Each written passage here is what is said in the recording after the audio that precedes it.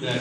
But we should also, as a responsible citizen of this country, great country, India, we should all take pledge that yes, we want transformation, we want changes, we want development, but it needs to be sustainable so that the generations when they come, they'll be able to use these resources. You have seen water being sold on this thing, and similarly, let's see the AQI index of Delhi, and you'll find if you monitor then the environmental scientists they have given how much equivalent it is. If it is even in Himachal they have given that the environment in the cities is like you are smoking 1 and 1.5 cigarettes per day.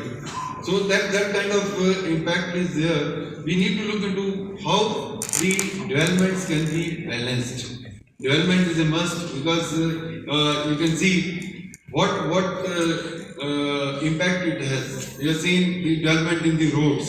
So now you see the approach has become very easy. From here, if you wanted to go to Chandigarh or anywhere, you will find it very difficult. Now you see with the development of road, but it needs to be sustainable. The digital transformation on the other side, if you see business, now you see take in business you take one segment of advertisement. You see 90% of or 100% of your advertisement is coming through your mobile phones. You go to Google, search for a refrigerator and you'll find that you may get in your email the offer for purchasing a refrigerator fridge. So this is how artificial intelligence coupled with machine learning and the your communication network and your email and internet, they all together are changing our environment. We are definitely they say you are not being monitored, but everywhere, every moment you are monitored because of your mobile phone and the digital trace which you create. It is you cannot just abolish it. It will be always there and you can be found. So there is another branch of the digital transformation. This is digital forensic where you can find out who, when, where some device has been used and what has been done from that device.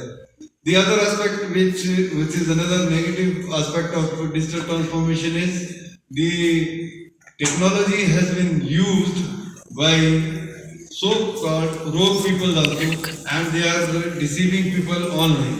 They are giving that okay, you are offered some maybe some award and you have to pay some money and all that. So you can think yesterday or day before yesterday there was a news article in the paper that the person in Mandi was due for 1 crore rupees. So you see, these are all possible due to this digital transformation only. So we don't need to look into as what are the possible solutions for using it to the benefit of mankind. So our consideration should be that how the technologies which have come, on one side we have the cloud computing, we have the artificial intelligence, we have IoT and things like that, how they can be used for the benefit of mankind. Now, your first keynote speaker will be talking on Industry 4.0. Basically, what is Industry 4.0? This is that if there is an industry, you want to monitor each and every processes by using digital intervention. So these digital interventions are, nowadays we have sensor devices. These devices can check. They can check temperature, they can check the humidity, they can check any other industrial processes, and if they are put somewhere in the industrial setup, they will be doing it, monitoring it 24/7. So if there is a person who is watching these processes, he may take a leap, he may go here and there, but these technologies they are always there and they relay their output every 1 minute, 2 minutes, 10 minutes, and any processes which is harmful that can be monitored by them. You might have seen an article where there was a dangerous gas which came out of one industry, and there were some deaths in recent past also. There was a Bhopal tragedy, that was a very big tragedy, but there was another such thing which happened in maybe a few weeks back. So by having these sensors, they can immediately tell you that this is a place where there is a leakage of a problematic gas, and you can immediately take an action. So these sensors, they generate in a particular typical setting of industry. There can be hundreds of thousands of sensors, and all these sensors, they will be generating data, and this data need to be processed.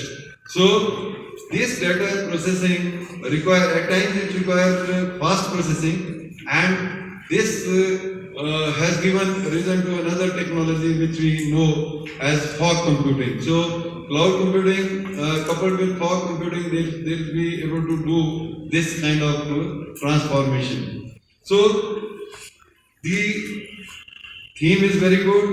The researchers will be deliberating on what are the possible solutions for having maybe agriculture 4.0 or 5.0. You want that there should be only drip irrigation. You want to monitor whether plants really need water or not, isn't it? Instead of just pushing water inside, we want that the soil condition should be known, so that we can find out that whether we